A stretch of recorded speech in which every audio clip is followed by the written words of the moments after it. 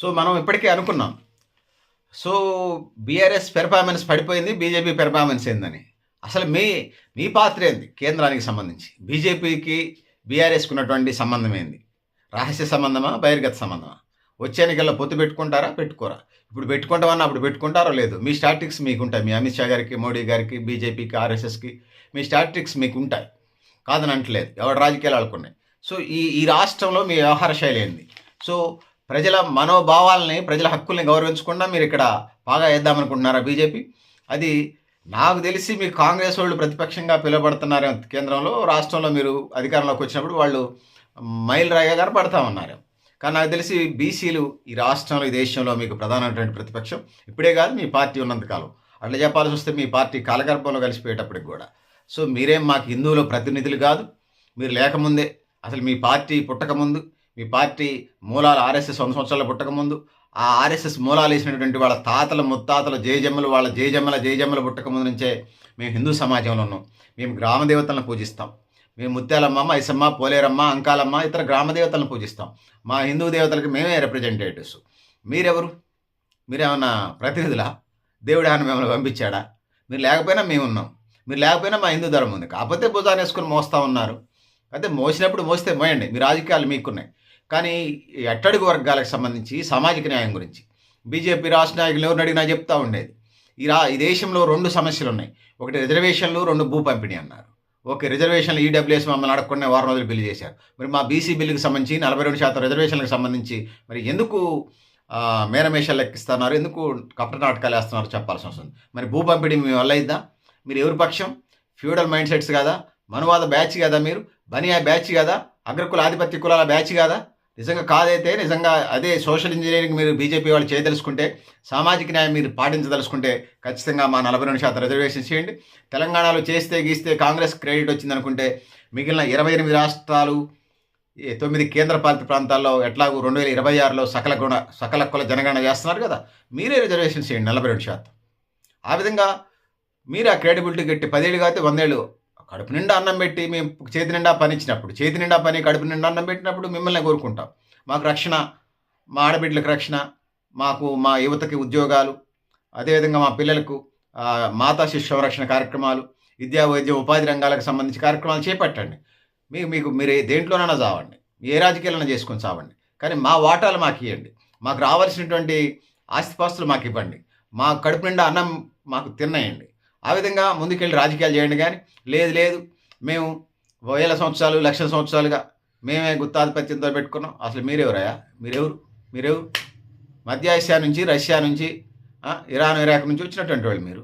మా దేశంలో మేము ఏదో బతకనిస్తే మీరు వచ్చి గాండి. మీ దేశం మూలవాసులం, ఈ దేశం మూలవాసులం. ఖచ్చితంగా అట్లా చెప్తే బ్రాహ్మణ పార్టీ, బనియాల పార్టీ, ఆర్యుల పార్టీ అది బీజేపీ. మీరు ఖచ్చితంగా మా వాటా మాకు ఇవ్వనప్పుడు ఈ దేశం 2 ముక్కలు అవుతాదో, 33 ముక్కలు అవుతాదో, ఖచ్చితంగా భవిష్యత్తు తరాలకు సమాధానం చెప్పాల్సి ఉంటుంది. ఈ దేశం ఐక్యంగా ఉండాలని మనస్ఫూర్తిగా కోరుకుంటూ ఉన్నాం. మళ్ళీ మరిన్ని విభజనలు, పాకిస్తాన్ విభజన, బంగ్లాదేశ్ విభజన, నేపాల్ విభజన, భూటాన్ విభజన, బర్మా విభజన, మయన్మార్ విభజన, ఇంకా శ్రీలంక విభజనలాగా అఖండ భారత్ విడిపోయినట్టుగా మేము మళ్ళీ ఉన్న భారతదేశాన్ని దక్షిణ భారతదేశం లేకపోతే ఉత్తర భారతదేశంగా, మా దేశాన్ని ద్రవిడస్థాన్గా ఆలోచన లేదు. కానీ మా పిల్లలు అంటా ఉన్నారు, మీరు ఇవ్వకపోతే అదే నిజం అవుతుంది. కానీ మీకు తెలుసు, ఒకసారి ఉవ్వెత్తున ఉద్యమం లేచిన తర్వాత శ్రీలంకలో ఏం జరిగింది, నేపాల్లో ఏం జరిగింది, ఇప్పుడు వెనిజులాలో ఏం జరుగుతూ ఉంది, ఇంకొక దేశాల్లో ఏం జరుగుతూ ఉంది, బంగ్లాదేశ్లో ఏం జరుగుతూ ఉంది. ప్రధానమంత్రుల్ని, దేశాధ్యక్షుల ఇండ్లకు నెప్పులు పెట్టి తరిమి కొడితే హెలికాప్టర్లో పారిపోయినటువంటి సందర్భాలు ఉన్నాయి. అందుకంటే పెద్ద ఇదేం కాదు. 16 కోట్లు కాదు, 16 లక్షల, అసలు 16 కోట్ల సభ్యత్వం అంటున్నారు. 100 కోట్ల సభ్యత్వం ఉన్న సమస్యలు పరిష్కరించుకున్నటువంటి రాచరిక ప్రభుత్వాలు కూలిపోయినాయి. మీరెంత వందల వేల సంవత్సరాలు పరిపాలించినటువంటి భారతదేశాన్ని రాజవంశాలే కాలగర్భంలో కలిసిపోయినాయి. బీజేపీ మాకు పెద్దదేం కాదు, చాలా చిన్నదే. మేము తరతరాలుగా యుగయుగాలుగా సైనికులుగా నాయకుడికి అండదండగా ఉంటూ, యుద్ధాల్లో పాల్గొంటూ, జీవితాలను పణంగా పెట్టి, జీవితాలనే ముగిచ్చి, లేకపోతే ఆత్మహత్యలు చేసుకొని జైలు జీవితాలు గడిపి దేశ నిర్మాణం కోసం బాగా పాటుపడ్డటువంటి జాతులు మావి. ఈ దేశం బాగుందంటే మేము చేతులు కోసుకుంటాం, రక్తాలు వారిస్తాం, మా ప్రాణాలు సైతం ఇచ్చేటువంటి మా ఈశ్వరాచార్య లాంటి వాళ్ళు ఉదాహరణగా మీకు చెప్పదలుచుకున్నాను. సో ఆ విధంగా ఏ ఉద్యమంలోనూ కానీ తెలంగాణ మలిదశ ఉద్యమానికి సంబంధించి వచ్చినప్పుడు కూడా మీకు చెప్పదలుచుకున్నది ఒక్కటే. ఆ రోజు శ్రీకాంతాచారి గాని వీళ్ళంతా మా బీసీల ముద్దు బిడ్డలు. సో అందుకోసం ఈ రాష్ట్రానికి, ఈ దేశానికి వచ్చినప్పుడు ప్రజల మనోభావాలకు అనుకూలంగా వెళ్ళాలి తప్ప మేము ఎట్లనే ఫ్యూడల్ వ్యవస్థగా, మేము ఎట్లనే భూస్వామ్య వ్యవస్థగా, మేము ఎట్లనే బరియా వ్యవస్థగా, మేము ఎట్లనే ఆర్య వ్యవస్థగా ఎట్లనే ఉంటాం, ఎట్లనే ఉంటుంది, మేము కుర్చీ మీద కూర్చుంటాం, మీరు కింద కూర్చోవాలా, మేము మహారాజ్ చైర్ మీద కూర్చుంటాం, మీరు మట్టిలో కూర్చోవాలా, మేము మొనగాడిగా కాళ్ళ మీద కాలేసి కూర్చుంటాం, మీరు దుమ్ములోనే కూర్చోవాలా, రోడ్డు మీద కూర్చొని వేడి చేయాలా, ఈ కథలు కార్ఖానాలు ఇది 1950 రాజకీయాలు కావు, 1970 రాజకీయాలు కావు, 90 రాజకీయాలు కూడా కావు. వీపీ సింగ్ని ప్రభుత్వం కొనుగొట్టినట్టుగా ఖచ్చితంగా బీజేపీ చరిత్రలో ఇప్పుడున్న నాయకులు సమాధానం చెప్పాల్సి వస్తనేది ఈ సందర్భంగా హెచ్చరిస్తూ ఉన్నాం. సో అందుకోసం దేశ అభివృద్ధికి బాటలు వేయాల్సినటువంటి బీజేపీ, సోషల్ ఇంజనీరింగ్ చేయాల్సిన బీజేపీ, సామాజిక న్యాయాన్ని పంచాల్సిన బీజేపీ బనియా బ్యాచ్ని ఒక ముఠాను వేసుకొని ఇలా బీసీ నోటికాడ కూడు 9వ షెడ్యూల్ ఎడబెడతారా? అరవింద్ మాట్లాడుతూ ఉన్నాడు. నీ తెలివితేటలు, నీ బోడగుండు తెలివితేటలు బీసీల మీద చూపించబాకన్నా ఖచ్చితంగా సమాధానం చెప్పాల్సి వస్తుంది. నీకు కూడా వ్యతిరేకంగా బీసీలు పనిచేయాల్సి వస్తుంది. ధర్మపురి శ్రీనివాస్ గారి కొడుకుగా గౌరవిస్తూ ఉన్నాం. అంతే తప్పితే నీ తెలివితేటలు తీసుకెళ్ళి నువ్వు ఏమైనా పెద్ద ఏమంటారు, నేను కంప్యూటర్ కనుక్కున్నావా? ధర్మపురి శ్రీనివాస్, అది శ్రీనివాస్ గారు కాదు, ఆయన కొడుకు అరవింద్ అన్న. నువ్వేమైనా కంప్యూటర్ని కనుక్కున్నావా, కరెంట్ని కనుక్కున్నావా, కరోనా వ్యాక్సిన్ కనుక్కున్నావా, క్యాన్సర్ వ్యాక్సిన్ కనుక్కున్నావా, టీబీకి ఏమైనా వ్యాక్సిన్ కనుక్కున్నావా, ఇంకా అనేక రకాల జబ్బులకి ఏమైనా వ్యాక్సిన్ కనుక్కున్న సైంటిస్ట్వే? ఏం చేశాను? రాజకీయాలు చేస్తాను అక్కడ. కాంగ్రెస్ బీఆర్ఎస్ రెండు బలహీనతలు పెట్టుకుని రాజకీయాలు చేస్తాను. మాకు తెలియవా నీ రాజకీయాలు? బీసీల గురించి మాట్లాడడానికి నోరు పడిపోయిందా? నా పెన్షన్ తీసుకుంటున్నావా? మోగా చెవిటి పెన్షన్ తీసుకుంటున్నావా? మాట్లాడకుండా బీసీ ఉద్యమాన్ని నవలుపాలు చేసేట్టుగా మాట్లాడుతూ ఉన్నావు. ఎవరు మాట్లాడేవాళ్ళు లేరనుకుంటున్నావు. ఖచ్చితంగా నువ్వు కూడా సమాధానం చెప్పాల్సి వస్తుంది. ఖచ్చితంగా బండి సంజయ్ అన్న, నువ్వు మాట్లాడితే బీసీల తరఫున మాట్లాడు. నీకేదో కేంద్రం ప్రభుత్వం ఇచ్చిందని చెప్పేసి నువ్వు అమిత్ షా గారు చెప్పులు మోసినందుకు మాకే నామోషి లేదు. నీ గురువు గారు కాబట్టి, నీ బాసులు కాబట్టి మోస్తావు. దాన్ని మేము కాదనట్లేదు, నీ పార్టీ కాబట్టి. కానీ అదే పేరుతోని వాళ్ళు ఏం చెప్పారో నువ్వు అదే మాట్లాడి బీసీ సమాజానికి వ్యతిరేకంగా మాట్లాడితే మాత్రం నీ చెప్పులు మోసినందుకు కూడా మాకు అభ్యంతరాలు లేవు. నీ ఇష్టం. నీ సారు నీకు ఉద్యోగం ఇచ్చేటోడు, నీకు జీతం ఇచ్చేటోడు కాబట్టి నువ్వు చేసుకుంటావు, బాసిజం చేసుకుంటావు. మాకు అభ్యంతరాలే లేవు. నీ పార్టీ, నీ అమిత్ షా చెప్పులు మోసుకో, ఇంకెవరు చెప్పులైనా మోసుకో. కానీ బీసీ ఉద్యమానికి సంబంధించి ఈ రాష్ట్ర ప్రతినిధిగా, ఈ రాష్ట్రానికి ఎంపీగా, దేశానికి హోంశాఖ సహాయ మంత్రిగా బీసీల మనోభావాలు నీకు హోంశాఖ తెలియదా? మాలాంటి వాళ్ళకే తెలుస్తామంటే నీకు తెలియదా? సో అందుకోసం బీసీలు మాట్లాడలేకపోతున్నారు అనుకో, మాట్లాడాల్సిన బాధ్యత, మాట్లాడించాల్సిన బాధ్యత నీకు ఉంది కదా ఒక బీసీ బిడ్డగా. బీసీలు వెనకబడిపోయింది నిజం కాదా? లెక్కలు తెప్పించుకో. నీకు ఇది నాకన్నా నాకు 10 రోజులు, నెల రోజుల, సంవత్సరం బట్టి బీసీ దేశవ్యాప్త లెక్కలు తెచ్చుకోవాలంటే. కానీ నీకు అట్లా ఉండదు కదా. నీకు తెల్లారిపాటికి వస్తాయి కదా లెక్కలన్నీ. సో ఆ లెక్కలు చూసి మాట్లాడండి. ఎందుకోసం స్వతంత్రం వచ్చి 79 సంవత్సరాలైనా కూడా ఈ దేశాభివృద్ధికి బాటలు పడలేదు. ముఖ్యంగా ఆర్థిక సమానత్వం అంటున్నారు, అన్ని ఇజాలు పోయినాయి. ఇప్పుడున్నదల్లా సామాజిక న్యాయం ఒకటి ప్రధానంగా అడుగుతా ఉన్నాం. అన్ని రంగాల్లో వాటా కావాలి. మేమెంతనో మాకు అంత వాటా, మీరెంతన్నారో అంత తీసుకోండి. నువ్వు మోసే బండి సంజయ్ మోసే బనియా బ్యాచ్ వాళ్ళ వాటా కూడా వాళ్ళు తీసుకోమంటున్నారు అబ్బాయి. సో అందుకోసం ఆ వైపుగా ఈ రాష్ట్రం అడుగులు, దేశం అడుగులు పడాలి తప్పితే లేదు మేము ఫ్యూడల్ భూస్వామ్య పద్ధతుల్లోనే, రాచరిక పద్ధతుల్లోనే పరిపాలిస్తుంటే ప్రపంచం అంతా 100కి 90% ప్రజాస్వామ్యాన్ని కోరుకుంటుంది. ఖచ్చితంగా ఆ తుఫాను ఉప్పెనలో మీరంతా కొట్టుకొని పోతారు. ఆ సునామీలో కాలగర్భంలో కూడా కలిసిపోతారు. ఆనవాళ్ళు కూడా దొరకవు. మీ దగ్గరకు వచ్చి పురావస్తు శాఖలు తవ్వకాలు కూడా జరపవు. సో అందుకోసం మా ఉసురు కొట్టుకొని, మా కన్నీళ్లు దారకి, మా ముందు తరాల, మా వెనకటి తరాల, మా ముందు తరాల కన్నీటి దారులకే మీరు ఆ సముద్రంలో కొట్టుకొని పోతారు తప్ప మరొకటి కాదనేది ఈ సందర్భంగా బీజేపీని హెచ్చరిస్తూ ఉన్నాను. మొన్న జూబ్లీ హిల్స్ ఎన్నికలు జరిగినాయి తెలంగాణ రాష్ట్రంలో. అది తెలంగాణ రాష్ట్రం అంతా ఒక చర్చ. మీడియా దగ్గర నుంచి పిల్లాడి దగ్గర నుంచి వృద్ధుల దాకా ఇదే చర్చ జరుగుతుంది. జూబ్లీ హిల్స్ సంబంధించి కాంగ్రెస్ తరపున కాంగ్రెస్ తరపున రేవంత్ రెడ్డి, బీఆర్ఎస్ తరపున ఫామ్ హౌస్లో కేసీఆర్ ఉన్నా కూడా కేటీఆర్ భుజాన్ని వేసుకొని మోసాడు. సరే రాజకీయాల్లో గెలిపోవటంలో సహజమే. మరి మీ బీజేపీ తరపున ఎవరు రిప్రజెంటేటివ్? ఎవరైనా వెళ్ళారా? వెళ్తే ఎవరు ప్రతినిధి? ఎవరు నైతిక బాధ్యత వహించారు? మీ కిషన్ రెడ్డి. ఆయన ఆధిపత్య కులాల తొత్తు.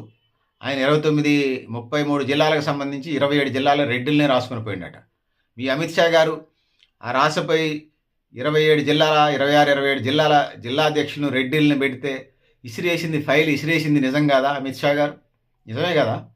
మళ్ళీ మీరు కాదని చెప్తారు. మా దగ్గర ప్రూఫ్స్ కూడా ఉన్నాయి. చచ్చిపోతారు మళ్ళీ సాక్ష్యాలు మళ్ళీ చెప్తే. మీ అంతర్గత వ్యవహారం మాకు సంబంధం లేదు.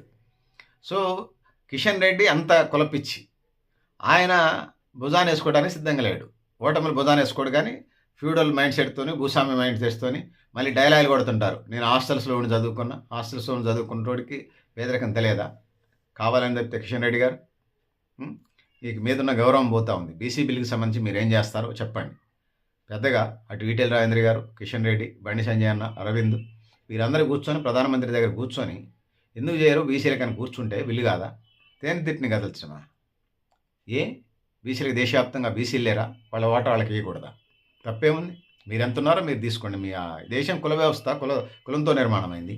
అందుకోసం ఆ విధంగా ముందుకు పోవాల్సిన అవసరం ఉంది. సో బీజేపీకి నాయకత్వం కొరత అయితే ఇక్కడ స్పష్టంగా కనపడతా ఉంది. సరే, బీజేపీ పెర్ఫార్మెన్స్ అట్లా ఉంచండి. బీఆర్ఎస్కి సంబంధించి కవితక్క ఒకటే విమర్శలు చేస్తూ ఉంది. విమర్శలు చేసినప్పుడు మీరు సెకండ్ లీడ్కి మీరు రావాలి కదా. ఎందుకు ఆ ఛాన్స్ ఎందుకు అందిపుచ్చుకోవట్లా? కేంద్ర నాయకత్వం లోపల కూడా ఉంది. వాళ్ళు బీఆర్ఎస్తో దోబుచ్చాడుతున్నారు. ఇటు చేసి కాంగ్రెస్ నోటు ఇచ్చి మీకే ఎంపీలు కావాలా, వాళ్ళకి ఎమ్మెల్యేలు కావాలా, మీకే ప్రధానమంత్రి కావాలా, వాళ్ళకి ముఖ్యమంత్రి కావాలా? సో మరి ప్రజా సమస్యలు గాలికి వదిలేస్తూ ఉన్నారా బీఆర్ఎస్ వాళ్ళు? మీరు కాంగ్రెసే 100% పెర్ఫార్మెన్స్ సూపర్ డూపర్ ఉందని కాదు, రాజకీయంగా సూపర్ డూపర్ ఉండొచ్చు, కానీ ప్రజలకు సంబంధించి అంత సూపర్ డూపర్గా ఏమున్నట్టుగా లేదు. రాజకీయంగా మీ దోబుచ్లాట్లో వాళ్ళు ఇది ఉన్నారు. సో మీరు వచ్చిన అవకాశాన్ని అందిపుచ్చుకోట్ల తెలంగాణ సమాజంలో బీజేపీ వాళ్ళు అనేది ఒక చర్చ జరుగుతుంది రాష్ట్ర వ్యాప్తంగా. అదే భారతదేశంలో ఉత్తర భారతదేశ రాజకీయాలు వేరు, దక్షిణ భారతదేశ రాజకీయాలు వేరు. దక్షిణ భారతదేశం అనేక ద్రావిడ ఉద్యమాలు జరిగినాయి. ఈ దేశం మూలవాసులం మేము. మాకెళ్ళి ఉద్యమాలు వేరుగా ఉంటే ఉత్తర భారతదేశంలో మీ ఎడ్యుకేషన్ తక్కువే, అధిక సంతానం, అభివృద్ధి తక్కువే, జనాభా ఎక్కువ, సాగునీరు త్రాగునీరు దగ్గర నుంచి అన్ని ఏది చూసినా కూడా మీ దక్షిణ భారతదేశం అవి పాటిస్తాం, మా వాళ్ళు పాటిస్తారు. ఇంకా ఎంత పాటిస్తున్నా ఇంకా పాటించాలని చెప్తూ ఉంటారు మిలిటరీ క్రమశిక్షణ దక్షిణ భారతదేశంలో. మీరు అవి పాటించరు. ఆ పాటించిన దగ్గర మీరు ఉత్తర భారతదేశంలో మీరు ఏదో అధికారంలోకి వచ్చారు, వాళ్ళు చైతన్యవంతమై వాళ్ళు చదువుకొని వాళ్ళు డెవలప్మెంట్ అయితే మిమ్మల్ని మొయ్యరు. సో అందుకోసం ప్రధానంగా ఉండొచ్చు, పోవచ్చు, అది సమస్య కాదు. మనిషి అనేవాడు 100 ఏళ్ళు ఉండొచ్చు, లేకపోవచ్చు, అది కాదు. కానీ వాళ్ళు చేసినటువంటి సంస్కరణలు చాలా ప్రధానంగా వాళ్ళ జీవితాల్లో వెలుగులు నింపేటాగా ఉండాలి. మీరు కానీ నేను కానీ మనం ఎవరమైనా ఉన్నప్పుడు మన కర్తవ్యాలు మనం నిర్వర్తించాలి. ఈ దేశ ప్రయోజనాల కోసం బాటలు వేయాలి. అందుకోసం బీసీ రిజర్వేషన్ చాలా చాలా ప్రధానమై కూడుకున్నాయి. సో అందిపుచ్చుకోవాల్సిన చోటు కూడా దోబూచులాడుతూ మీ అంతర్గత మిత్రుడికి పట్ల దయా, జాలి, కరుణ చూపిస్తూ ఉన్నారు. ఆయన కూడా 10 ఏళ్ల పాటు మీ పట్ల ఆ విధంగానే ఎలాంటి షూరిటీలు, సెక్యూరిటీలు లేకుండా మీరు పార్లమెంట్లో పెట్టిన ప్రతి బిల్లుకి లోక్సభలో, రాజ్యసభలో ఖచ్చితంగా మద్దతు ఇచ్చాడు బాబు. మీరు కూడా ఆయనకి రహస్యంగా ఆయన మద్దతు ఆయనకి ఇస్తూ ఉన్నారు. రేపు ఉండొచ్చు, ఉండకపోవచ్చు, మీకు వాళ్ళకి పొత్తు, కానీ ఇప్పటికైతే 12 ఏళ్ళు గడుస్తూ ఉంది. 12 ఏళ్ళు అనుబంధం బాగా కొనసాగుతున్నట్టుగా మనకు కనిపిస్తూ ఉంది.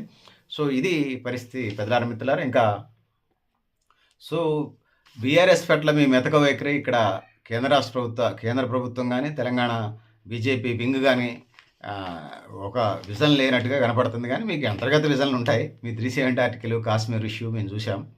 సో ఏదేమైనా మీ ఎజెండాలు మీరు పెట్టుకోండి. కానీ ఇంకా సివిల్ కోడ్, ఉమ్మడి సివిల్ కోడ్ అంటూ ఉన్నారు. సరే, బీసీల మనోభావాలని దెబ్బతీసి మీరు ముందు కొనసాగరనేది ఈ సందర్భంగా నేను స్పష్టంగా చెప్పదలుచుకున్నాను. ఇప్పటికే చెప్పినట్టుగా ఒకవైపు గ్రామ పంచాయతీ ఎన్నికలు ఫస్ట్, సెకండ్, థర్డ్ ఫేజ్ 11, 14, 17 ఎన్నికలు జరుగుతూ ఉంటే 13వ తారీఖు నాడు ఫుట్బాల్ మ్యాచ్ పెట్టుకున్నాడు Messi, FIFA world cup number 1 ప్లేయర్ని. సో ఆ విధంగా తెలంగాణ రాష్ట్రం మీద నేనే మొనగాడినని చేస్తాను. ఇదొకటి. దానిపాటుగా గ్లోబల్ సమ్మిట్ పేరుతోని 2047కి తెలంగాణ రాష్ట్రం ఎలా ఉండబోతుంది అని చెప్పేసి విద్య, వైద్యం, ఉపాధి రంగాలు, అన్ని రంగాలకు సంబంధించి కొన్ని టాస్క్లు ఇచ్చారు. ఏఐ కానీ, అంటే ఆర్టిఫిషియల్ ఇంటెలిజెన్స్ కానీ, సాంకేతిక పరిజ్ఞానం కానీ, వివిధ రంగాల్లో సాగునీరు, త్రాగునీరు ప్రాజెక్టులకు సంబంధించి కానీ, పారిశ్రామిక రంగం, వ్యవసాయ రంగం, వీటికి సంబంధించి 2047 నాటికి సహజంగానే ఉంటుంది. రేవంత్ రెడ్డి సమ్మిట్ పెట్టినా పెట్టకపోయినా సహజంగానే 2047కి ఎందుకంటే తెలంగాణలో కష్టజీవులు ఉన్నారు, సాగునీరు, త్రాగునీరు సదుపాయాలు ఉన్నాయి. వాటిని వినియోగించుకొని ముందుకు పోయేటువంటి, లీడ్ చేసి నడిపించగలిగే నాయకుడు ఎవరైతే ఉంటారో ఆ విధంగా ఉంటుంది. సో దాన్ని అందిపుచ్చుకొని చంద్రబాబు నాయుడు వారసుడు కదా రేవంత్ రెడ్డి, ఆయన విజన్ 2020 అని, విజన్ 2090 అని ఆయన విజన్ ప్లాన్స్ పెడుతుంటాడు. 2047 అంటే భారతదేశానికి స్వతంత్రం వచ్చేప్పటికి 100 ఏళ్ళు అవుతుంది. 100 ఏళ్ళ నాటికి తెలంగాణ సహజంగానే దేశమంతా అభివృద్ధి చెందుతూ వైపు బాటలు పడుతూ ఉన్నాయి. స్వతంత్ర ఫలాలు మనతో పాటు స్వతంత్రం వచ్చినటువంటి దేశాలు ఇప్పటికే నెంబర్ 1 స్థానాలకు వెళ్తూ ఉన్నాయి, నెంబర్ 2 స్థానాలకు వెళ్తూ ఉన్నాయి. సో అట్లా చూసుకున్నప్పుడు భారతదేశానికి కాకుండా తెలంగాణకు సంబంధించి కూడా అభివృద్ధి బాటలు పడతాయి. దాన్ని ఇదిగా చేసుకొని రేవంత్ రెడ్డి ఖచ్చితంగా ఆనాటికి మనం అభివృద్ధి అని చెప్పేసి కాంగ్రెస్ శ్రేణుల్లో జోష్ నింపడంతో పాటు తెలంగాణ రాష్ట్ర వ్యాప్తంగా దేశంలోని కాంగ్రెస్ శ్రేణులకు కూడా కొత్త ఊపుని, ఉత్సాహాన్ని, ఒక తెగువని తీసుకొచ్చినట్టుగా మనకి వినపడుతున్నటువంటి మాటలు రాజకీయ విశ్లేషణ చెప్తున్నటువంటి విశ్లేషణలుగా మనకు కనిపిస్తా ఉన్నాయి. సో, రేవంత్ రెడ్డికి పట్టు చిక్కిందని అనడానికి జూబ్లీహిల్స్ ఉప ఎన్నికలు గాని, గ్రామ పంచాయతీ ఫస్ట్ ఫేజ్ ఎన్నికలకు సంబంధించి 58% స్థానాలు సాధించడం గాని, ఇంకా సెకండ్, థర్డ్ ఫేజ్ ఉన్నది. సో, ఆ విధంగా రేవంత్ రెడ్డి ఊపు మీద ఉంటే బీఆర్ఎస్, బీజేపీ మల్లగుల్లాలు పడుతున్నాయి.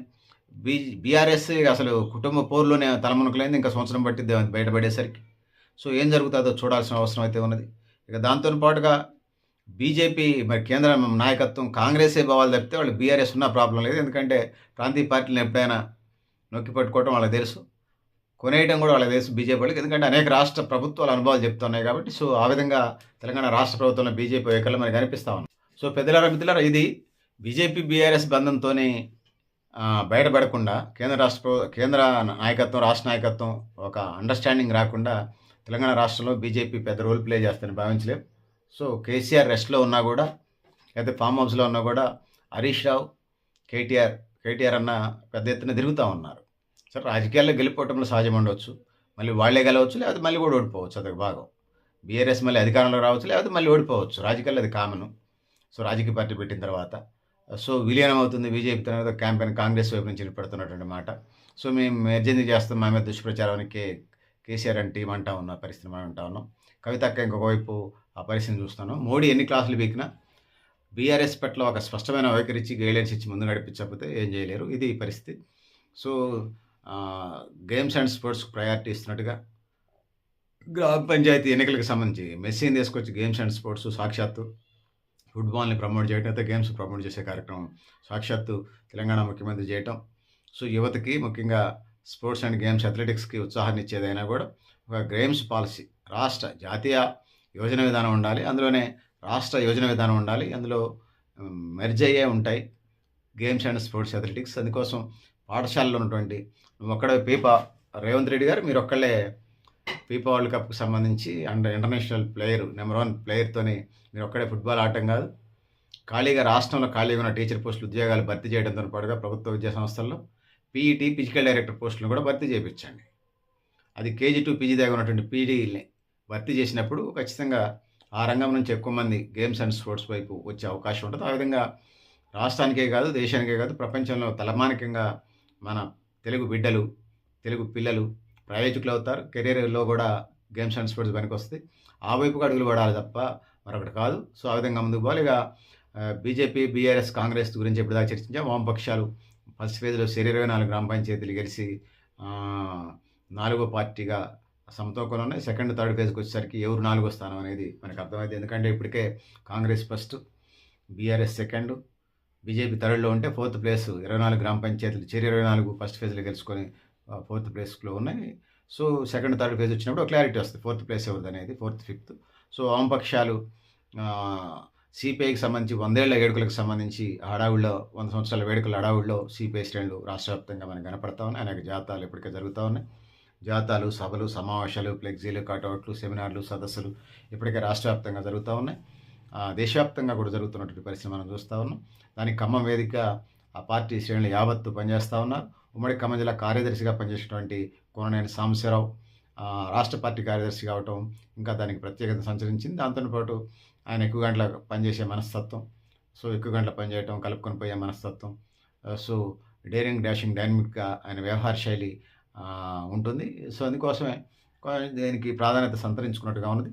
సో 100 వసంతాలు పూర్తి చేసి 101 వసంతంలోకి అడుగు పెడుతున్న పరిస్థితుల్లో డిసెంబర్ 26, 2025 డిసెంబర్ 26న ఖమ్మంలో భారీ బహిరంగ సభ 5 లక్షల మందికి కాల్ ఇచ్చారు.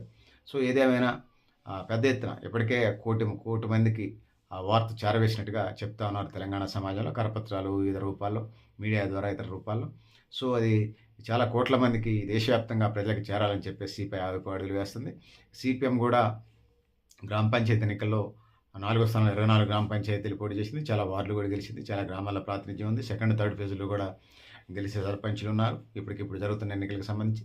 దాంతో పాటుగా అసంఘటిత రంగ కార్మికులు బేస్డ్గా ఇంకా అనేక కార్యక్రమాలతో రాష్ట్ర ప్రభుత్వానికి, కేంద్ర ప్రభుత్వానికి ఇదిగా నిరసన తెలియజేస్తూ ప్రజా పోరాటాల బాట, కార్మిక బాటలో ఆ పార్టీలు పనిచేస్తున్న పరిస్థితి మనం చూస్తా ఉన్నాం. తెలంగాణ జనసమితి సంబంధించి వచ్చినప్పుడు కోదండం సార్ వచ్చినప్పుడు కనపడతా ఉంది. ఆమ్ ఆద్మీ పార్టీ హడావుడి మనకు కనిపిస్తూ ఉంది. ఈ ఎంఐఎంకి సంబంధించి ఇక ముస్లిం ఆర్గనైజేషన్స్కి సంబంధించి కూడా కొంత హడావుడి రాష్ట్రంలో మనకు కనిపిస్తూ ఉంది. సో ప్రధానమైన పార్టీలు అయితే బీజేపీ, బీఆర్ఎస్, కాంగ్రెసే మనం చెప్పొచ్చు. సిపిఐ, సిపిఎంలు కూడా ఉన్నాయి. ఇక న్యూ డెమోక్రసీకి సంబంధించి తెలంగాణలో వీక్గా ఉన్న వాళ్ళకి ఇతర రాష్ట్రాల్లో ఉన్నట్టుగా వినపడతా ఉంది.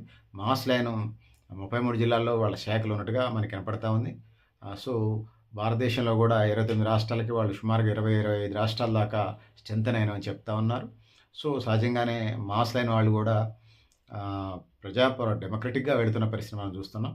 మావోయిస్టులుని మార్చి 25 నాటికి, 26 నాటికి, లేకపోతే మార్చి 31, 2026 నాటికి మావోయిస్టులు లేకుండా చేస్తున్న నేపథ్యంలో లేటెస్ట్గా ఎడ్మా చనిపోవటం, దానికి సంబంధించిన అగ్రనాయకులు చనిపోవటం, దేవాజీని మావోయిస్టులు రిక్రూట్మెంట్ చేయడం నేపథ్యంలో అలాంటి భావజాలం కలిగినటువంటి మాస్ లైన్ కూడా ముఖ్యంగా తుపాకీ వేడి ప్రజాస్వామ్యబద్ధంగా ఎన్నికల్లో పోటీ చేసేటువంటి కార్యక్రమం చేపడుతూ అది ముందుకు పోతున్న పరిస్థితి మనం చూస్తున్నాం. ఆ పార్టీకి, మాస్ లైన్ పార్టీకి సంబంధించి ఇప్పుడు ప్రధానంగా మనకు కనపడుతున్న మాట ఏంటంటే గుమ్మడి నరసయ్య గారి సినిమా.